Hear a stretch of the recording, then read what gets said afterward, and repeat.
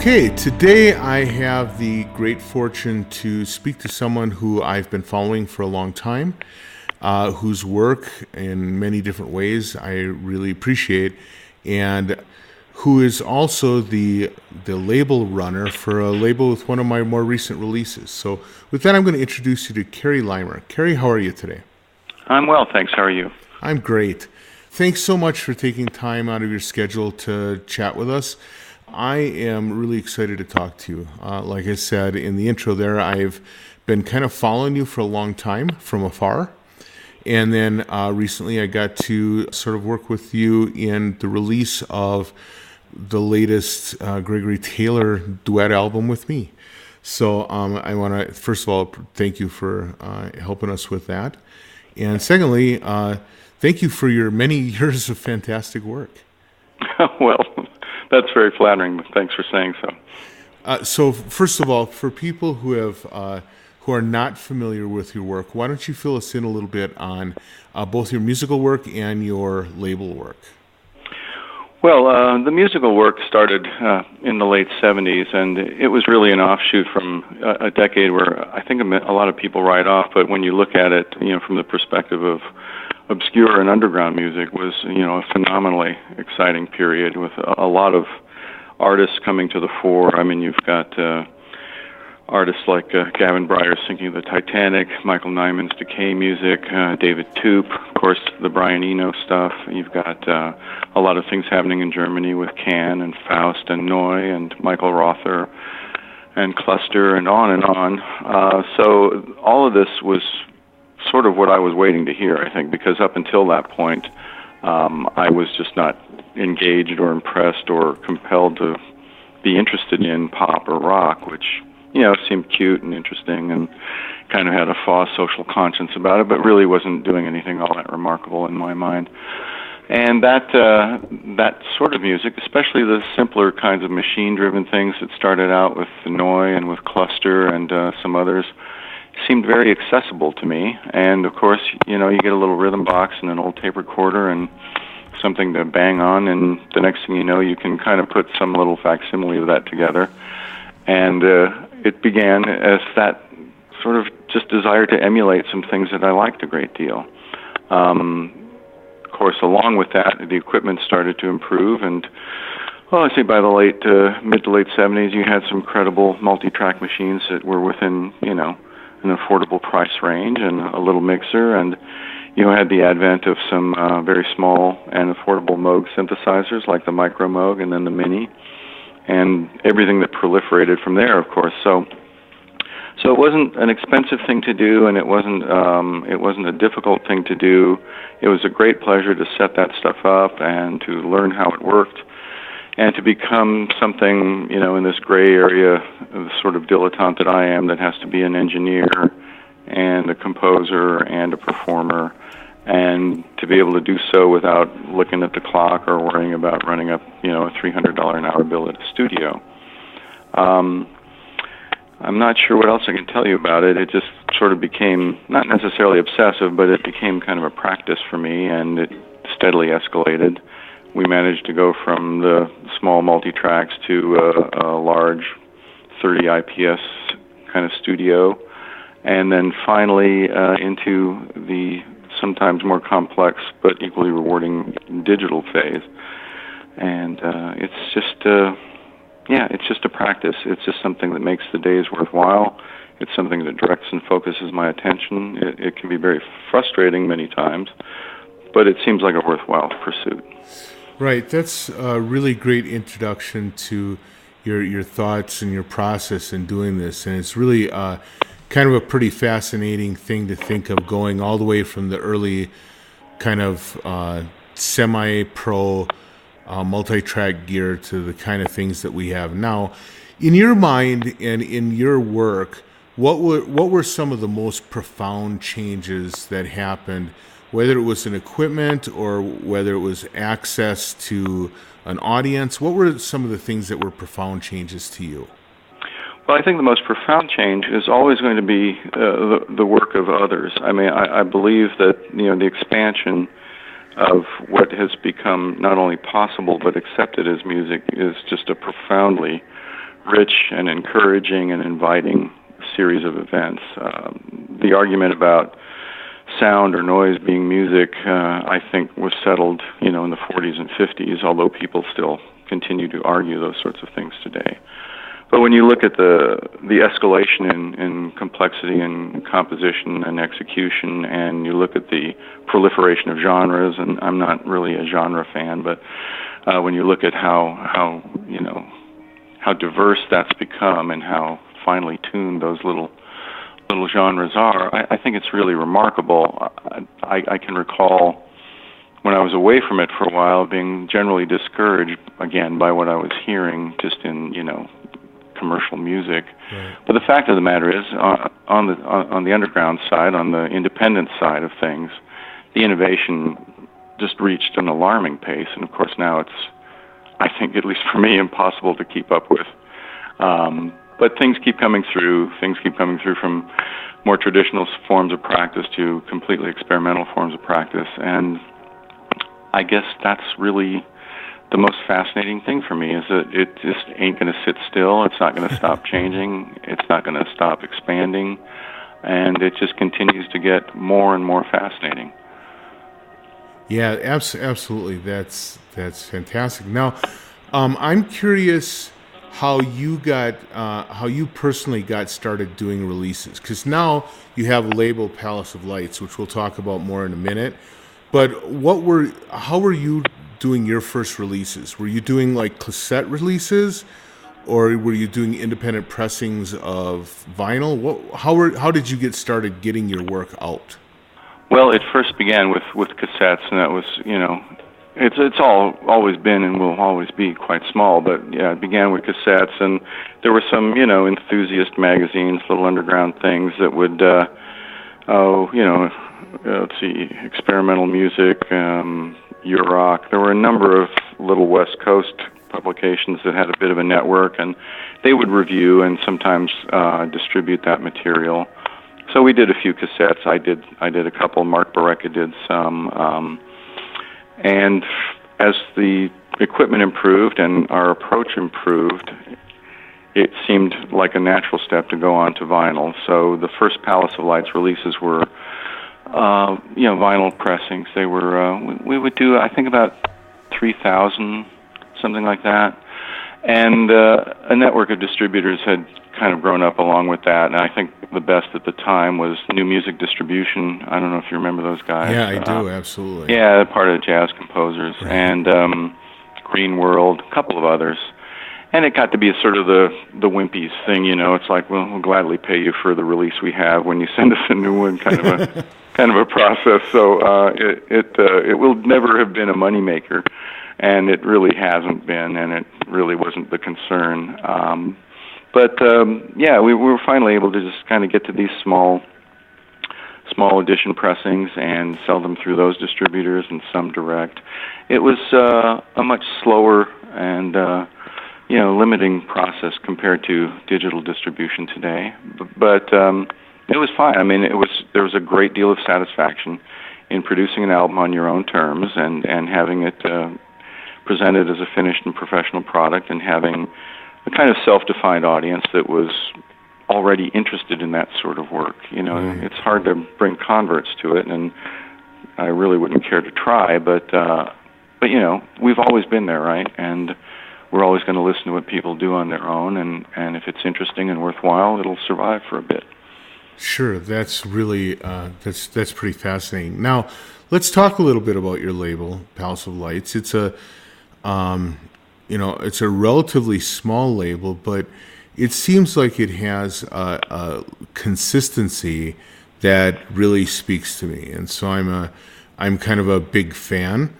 And a lot of it, and not just because my friend Gregory is on the label, but I find especially your work and the latest collaborative work you did, I can't remember the name of it off the top of my head.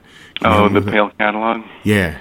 I found that just completely fascinating.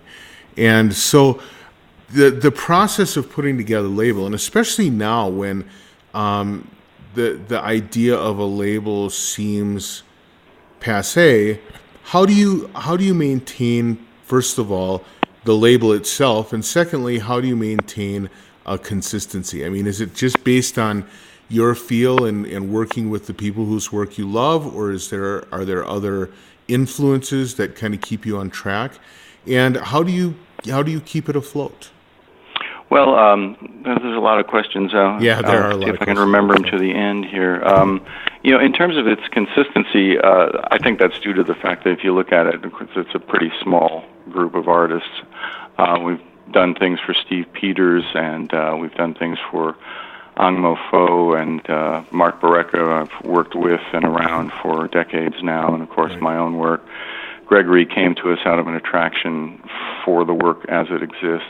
So, it's a pretty self-regulating thing. There's not really an outreach on our part to find or attract new artists. It's mostly, I tend to think of it more as a library of, reference works for people who are interested in specifically this kind of an aesthetic. So, we're not actively pursuing stuff. The whole thing has been very passive in that regard, and I think part of that passivity is due to the fact, and I can't speak for Greg, but for pretty much everyone else I know, is that it's not a commercial venture. I mean, not to be didactic about it, but commercialism, the influence of having to make a profit, the influence of having to appeal to an audience, I've tended to experience these things as fairly corrupting influences. And we could certainly pursue broader distribution and a bigger market and, more attention, but that's really never been kind of a personal goal of myself or the people that have been involved in this. So it's just, I guess I haven't really verbalized that before, but I guess thinking of it more as a library than, a commercial enterprise is not a bad example or not a bad metaphor. And keeping it afloat then is just been pretty much the economic effect of being able to have good studio equipment within your own grasp. You know quite well how much studio time can run and engineering and on and on and on. But once you eliminate that, really, what are you talking about? You're talking about your own time and your own interest and things that you're personally committed to accomplish with your art. And I've always found that to be the intrinsic reward in the process, not sales or acclamation or whatever. Whatever people are looking for. Just honestly, sometimes when you look at the way entertainment and commerce interact with music, it's sort of, at least from my perspective, appalling. You call it interaction. I think of it as almost a collision. Yeah, that's probably a better term. Yeah. So one of the things that is really striking when you first trip across your label is that not only does the music have kind of a consistent beauty and aesthetic, but also it's matched up with real beautiful graphics. And I think that there's a story there, but I'm not sure. Can you tell me, how is it that you tie in a visual aesthetic with the music? Well, my profession, my income producing profession was design, graphic design. And so that was what I went to school for, and that is what I studied, and that is what I practiced. So I would assume there's a bit of skill that I picked up with all that's applied to the way the label works. And again, if you have a particular aesthetic of minimalism and, lack of flourish and decoration, I think that translates pretty well across any sort of medium that you want to pursue. Right. Yeah, that makes a lot of sense. Interesting. So let's talk about your music making, and particularly how you got to be the sort of complex artist that you've become. Tell me a little bit about your background, like growing up. Were you part of a musical family? Did you take on music early, or was it a later pursuit? Well, I've had to tell this story a number of times now with a bunch of interviews for the retrospective revenge reissues, and sometimes I laugh and sometimes I cry. My parents were immigrants, and they came from World War II decimated Europe to Canada, where I was born, and then later to the U.S. And their taste in music, or their interest in music, was fairly non-existent, I think. I mean, unless you think playing a Dean Martin record is an interest in music, then that's kind of where that begins and ends. They were kind enough to think that I should have a musical education, and I remember two things. One, trying to be taught accordion, which was actually, I think, an interesting instrument. And if you know anything about Mark Barreca, he does a lot of accordion work on his recordings. Mm-hmm. But what I remember most about it was having these, kind of newsprint fold-out patterns that you'd lay on the floor so that you could learn to do these dance steps while you were trying to play these polkas or something. So that was my first brush with music, and of course I found that kind of uninteresting.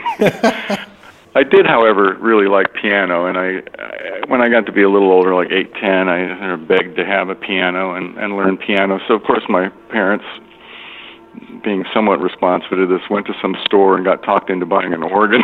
Oh, no.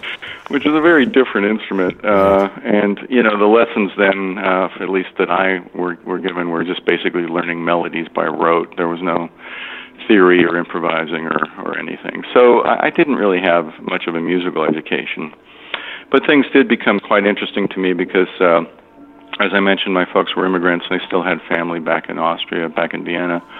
And instead of writing letters, they decided they'd exchange little tapes, reel-to-reel tapes at that time. Right. And they had a little reel-to-reel player, and, things were always going wrong with the tape. I mean, the speed would be off, or something would print through, wouldn't erase properly, so you'd get this kind of fake multi-tracking on these garbled voices and tails out and put it in backwards, and that started to interest me profoundly.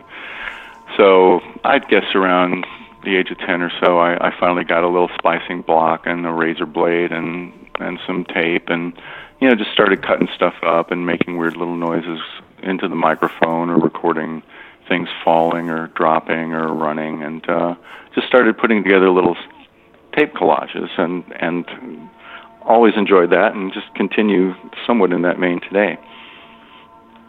That's interesting. Is that one of those things with the little 3-inch reels?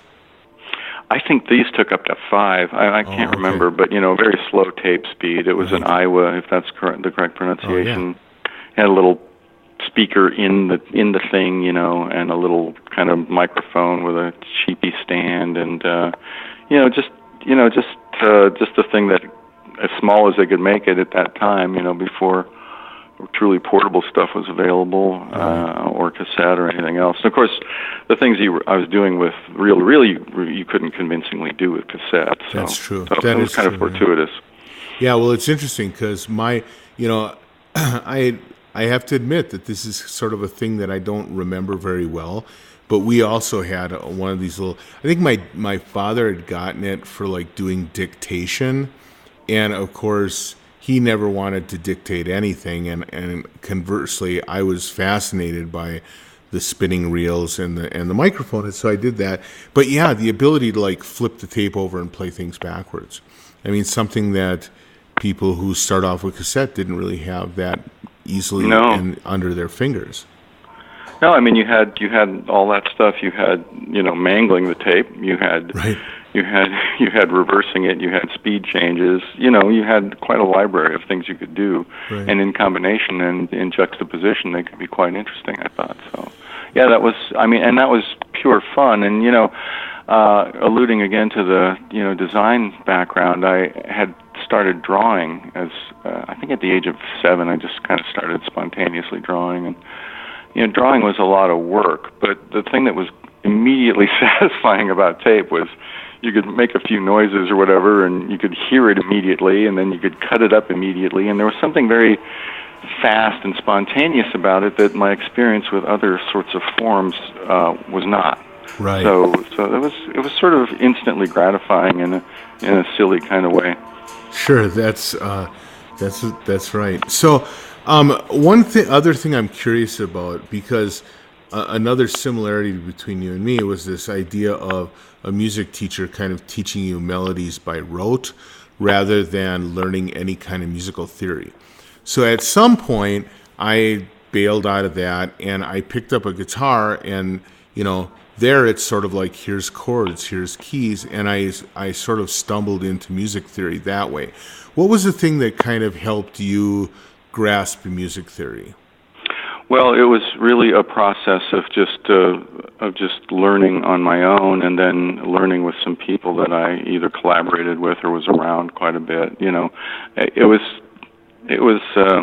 early, very early. It was just trying very hard to be polite, because not really knowing that there was a way to use a B and a C together, right? Right. It was just kind of keeping the notes far enough apart so you didn't sound too dissonant, and then letting things just start to slip into the work. So you hit a wrong note, or you think there's a wrong note, and suddenly that sounds better. And then you're introduced to people who have maybe a blues background or a rock background, and they do it a certain way, so you pick those things up. And then finally, when you're at it long enough, you kind of understand you can allow yourself pretty much anything. But it was just a long kind of, for me, sort of a terrifying process of trying to get things to. I think this old Caravan, or I don't know, Hatfield in the North, or some line in one of the songs about choosing notes to see if they make friends. It was that kind of politeness about it, and then those inhibitions steadily fell away. So it sounds like collaboration was a real influential thing on your musical development. And you're still really active in doing collaborations, right? Well, it's something. It is so much easier collaborating than working on your own, and it just things. The ideas seem more fluent. You're introduced to stuff, on the fly while it's happening. So, yeah, I mean, it's been off and on. I mean, we did the Savant thing all those years ago, and I wouldn't care to revisit that. I mean, that was a wonderful experience, but it was just so much work. And then done some things with Mark, especially lately. Mark and I performed about a year ago, and Greg was there for that. Out on Seattle, right? Yeah, that's a nice evening, and now I can say I did that. And Bill Seaman, who I think is pretty well known from Duke, he approached me about a year ago, and we got into a project that became very intense and very informative for me. And it'll actually be out, I think, early next year. It's a double album. I mean, there was so much material, and all of it was so kind of seemingly profound anyway, that we decided a 2-record set would be the best way to go. And all these individuals bring something very different to the process and to my understanding, and and hopefully I bring something other than frustration to their experience. But it's especially easy now compared to tape and microphones and kits and amps and all that. But it's very fluent, very, very fluid too. Right. Now, generally, when I talk to people, I like to avoid too much gear talk, because there's a lot of places people get into gear talk. But in your case, I want to touch into it a little bit, because of your long history of musical production, you have actually floated in and out of a lot of, not only of a lot of recording gear, and you talk about sort of like enjoying the process of doing it all, but also a lot of instruments and a lot of different kinds of instruments. So you would have, working in the late 70s and early 80s, would have been working with some of the, late model Moog stuff and a lot of analog gear. Did you ever get much into modular stuff at that time? It was always difficult for me. I had some Oberheim modules, and I always struggled with those compared to like Moog and sequential circuits. So, it was. And I might have again been polluted by another friend of mine at the time, but there was a really awful company called Paella. I don't know. Yeah. Everyone from back then has scars from Paella. Yeah, and he dutifully soldered all this stuff together, and then we tried to patch it and make sounds with it, and it just kind of soured me on the whole idea. Right. So yeah, I had a very deep affection for my Mini Moog. I started with a Micro Moog. Uh-huh. I really, really liked the Memory Moog, which I don't think is a very well-regarded instrument, but I used that quite a lot in the early 80s. And we had a Prophet 5, and I think one of the first pieces of digital gear that I truly enjoyed was the early Lexicon pulse code stuff. I think PCM 41 was a great deal of fun to play with that. And those, of course, all of that is a completely different experience from digital stuff. Between that period and today, I had a few Kurzweils, and I just really I couldn't comprehend them at all. I just struggled mightily with those synthesizers, and really didn't have any of the sense of discovery and enjoyment that I had with the Moog stuff. And now I'm trying to install an instrument now, so there are upsides and downsides to all this stuff. The sampling instruments can be pretty impressive, but they're a little cumbersome, and I've been using a few modeling synthesizers, which seem kind of nice. Like but what? It's the AAS stuff, like right. Tastmann. But I tend to kind of be less interested in the source itself, and much more interested in what is offered in terms of processing and reinterpreting what it does than what it just wants to do on its own. So, draw from samples, electronic, modeling instruments, just, pretty much anything that provides a reasonable starting point, and then try to get as far away from the instrument as possible. Right. Yeah, one of the things I'm curious about, because I know it affects me to this day. And I mean, my first instruments were a Micro, a 2600, which I used in school, and stuff like that. And there was this immediacy to the sound because there was kind of like one knob per function. And there was some focus in terms of saying, once I learn this interface, I can really learn to do my own sound design. And then came along the digital synths, and all of a sudden you had one data dial, and you were kind of fishing around a menu. Right. Yeah, right. Well, and a lot of them at that time, right? And now with software instruments, there's ways to get sort of physical control of it, but the complexity of some of them even surpasses the complexity of the Kurzweil. What do you do to kind of mitigate the issues with instrumental complexity? Well, I think that's an excellent point because, to put it in a layman's sort of term, at least from my perception of these things, is that the possibilities that are available to the programmers that develop this stuff are obviously quite enormous. And I get the sense that from a marketing perspective, it's always better for these guys to say, well, I've got 52 million permutations and my competitor only has 51,920,000, Right. and like that additional load of stuff there is supposed to somehow make it more worthwhile.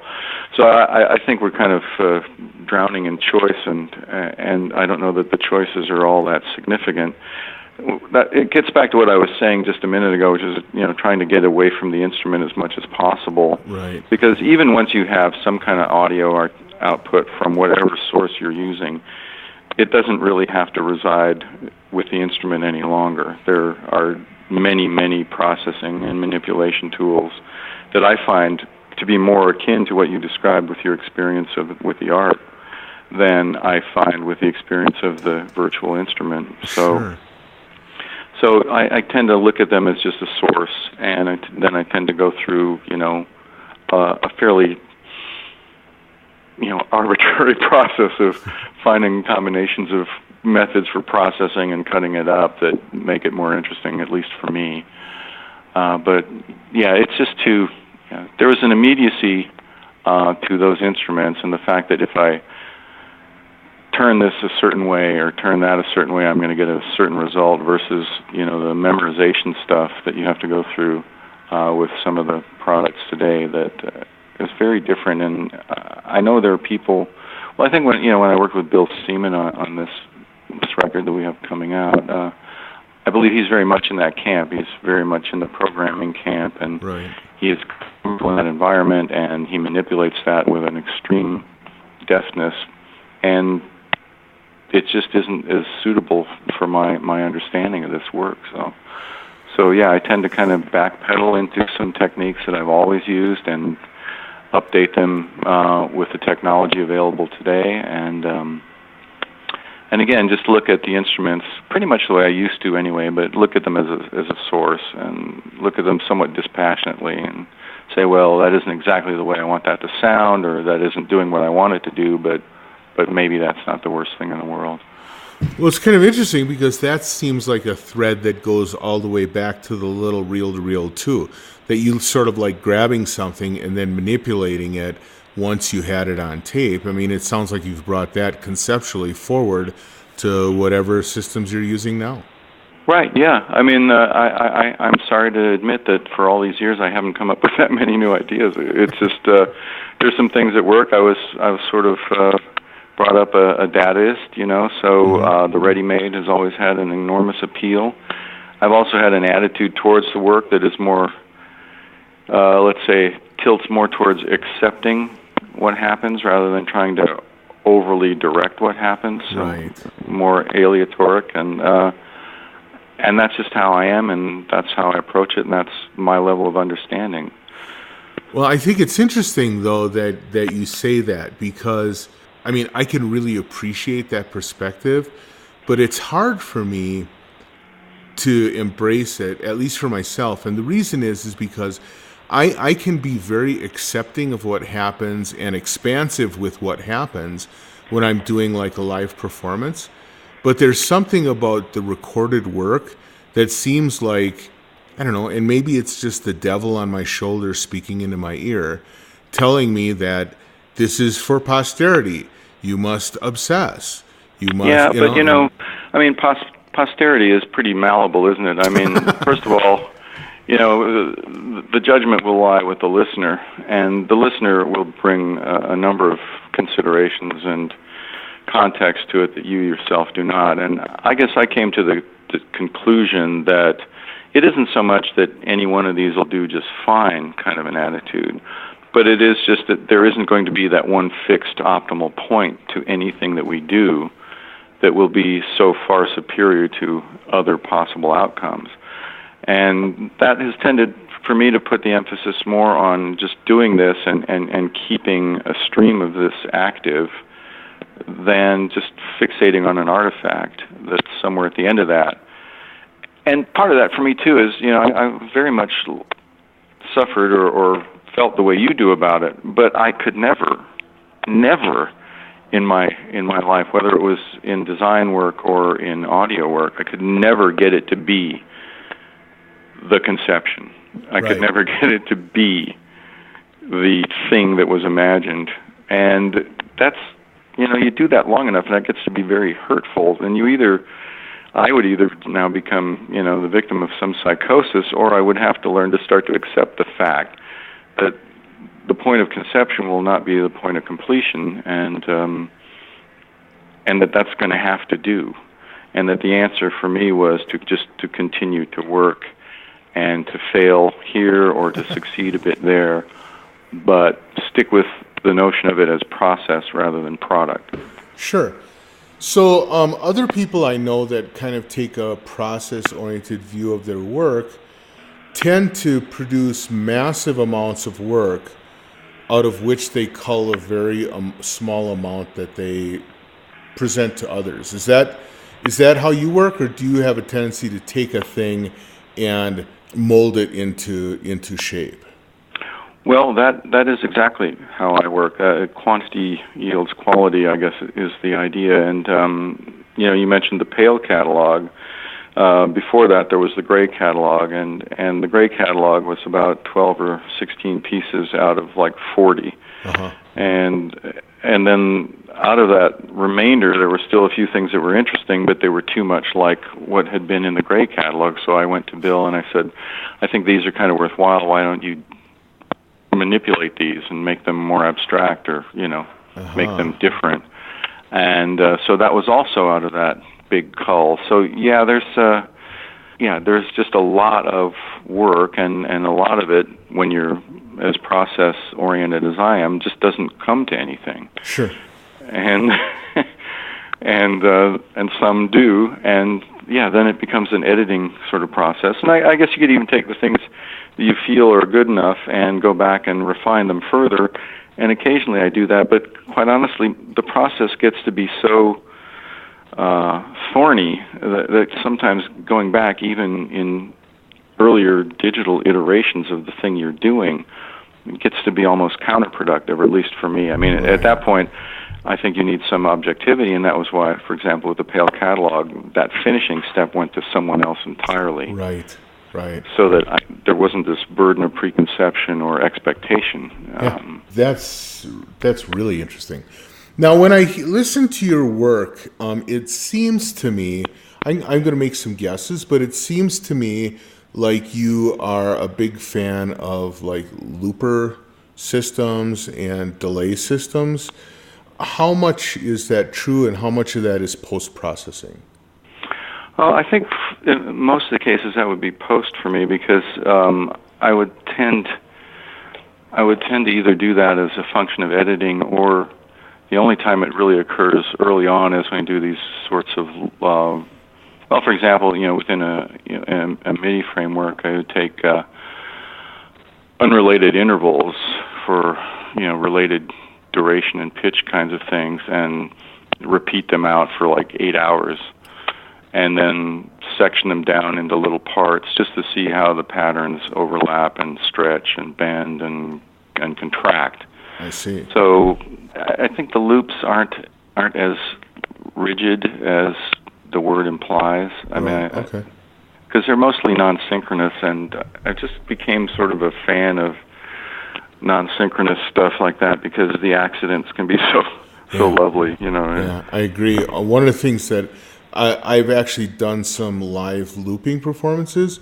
It took a while to actually find a looper, other than having just a whole bunch of individual looping devices, to find one that could do unsynchronized loops, because they're all really focused on, like, somebody playing the bass and then, playing the guitar or whatever. I don't even know how most looper people do their thing. I just know how I do it. And for me, those happy accidents and the crazy new harmonic changes and stuff that can occur are just stunning. Yeah, absolutely. And I think, honestly, we were talking about collaboration earlier. I think when you go to something like that is asynchronous, it is a form of collaboration. You're not necessarily collaborating with an individual, but you're collaborating with a set of conditions that are going to have quite a bit to say about what happens. Right. And I've never really been able to do the math up front to presuppose what those things might be. I assume that's possible, but it isn't something that I do or can do. So yeah, when you create a process that will allow multiple to you unpredicted accidents, well, I just feel very happy in that environment. Right, I agree completely. So oftentimes when I talk to artists, I will ask them what is the instrument that they love most or most defines them, but you've actually talked very specifically about trying to move away from the instrument. So then let's expand that question a little further and say, what is the thing that is most beloved or most used in your music? Well, I think everything that I do, especially recently, and that would be for the last 5 or 10 years, would be timbre-based. I think just back to this very simple love of the sound itself, free of musical preoccupation. And I say that with some trepidation, because we've talked earlier about, at least in my opinion, any sort of noise or noise or sound should be considered available to music. Right. But, musical considerations in the more typical sense of, some structure or framework or context that people comprehend as a song or fantasia, whatever it might be. But I think it just gets to be more and more of a timbral kind of an interest for me, and the way that those things start to become juxtaposed and affect one another in unpredicted ways. I just feel very receptive to and appreciative of that. So you're basically saying the thing that you love is sound. Yep. Awesome. So one more question, and this is sort of like the Darwin curiosity thing. Since we've never met, everything between us has been virtual to this point. You probably don't know, I live in Colorado. I live at the top of a Rocky Mountain ridge, and it's a very isolated place, and I love it, although I sometimes miss having access to a lot of collaborators and stuff like that. You live in Hawaii, correct? I do, yes. And which... I live at the 2,000-foot level of Haleakala, another mountain, a volcano. Well, there you dormant go. one. And so... So I do appreciate the isolation, and I do appreciate the fact that sometimes it's hard because you give up that kind of contact and that kind of stimulus. So, yeah. Sure. How do you cope? How do you cope with that? Well, I lived in a city for most of my life, and I just... They can be wonderful things, but they are, in an objective sense, also rather stupid. And I just had enough of it, So this has been a recovery process for me. I think, for the balance of my life, I will consider myself to be in recovery from everything that is demanded of us in urban and professional environments that probably to one percentage or another grate on us and make us do things we don't want to do and make us behave ways we're not interested in behaving. So yeah, I just consider myself to be in recovery, and I get to get on a plane now and again and go to places, but those places now are usually urban environments, and they're usually for the vacation or for the change instead of the daily grind. Right. And those usually end up being, like London or Venice or Florence or Paris or somewhere where, I don't quite have to see a billboard for Rush Limbaugh or somebody else. So. Nice. Yeah, I hear you. Well, the other thing I feel like is when you live away, living in the city sort of has its rote nature. You kind of go through, you kind of become a part of a big machine and so like that. When you live in a more isolated condition, you end up having to live a more deliberate life. Right.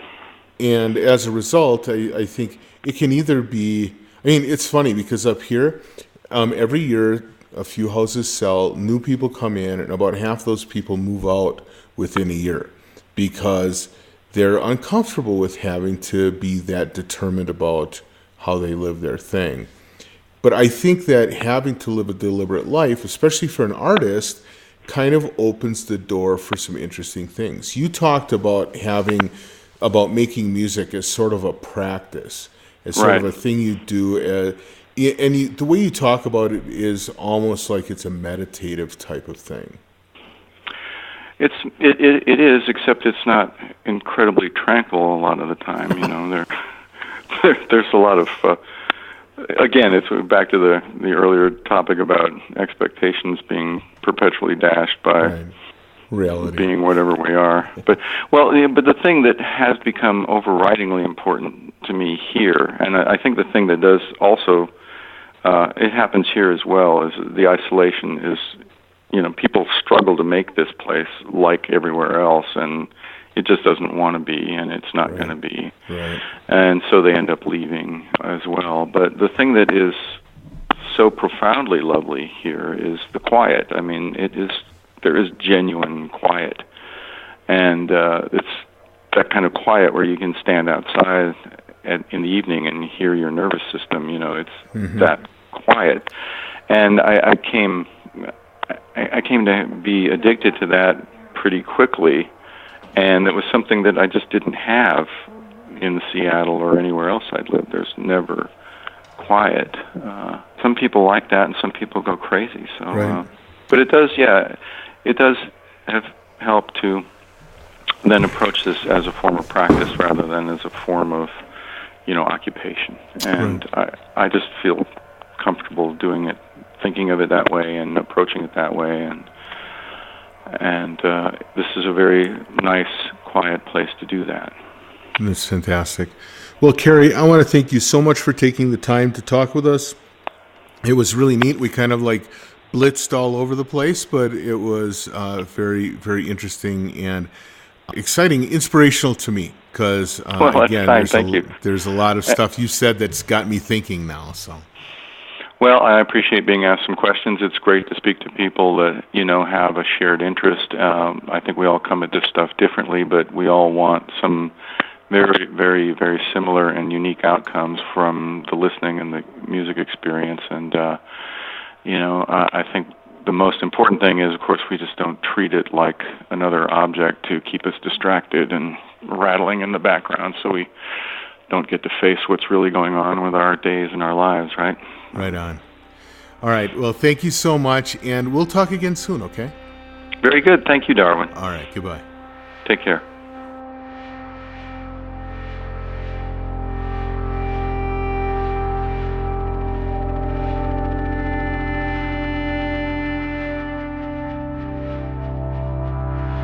Many thanks again to Kerry Leimer for spending the time to go over his work and his process and the thoughts behind the way he does what he does. It was really super fascinating, and I really enjoyed this interview. It's one of the finest that we've done.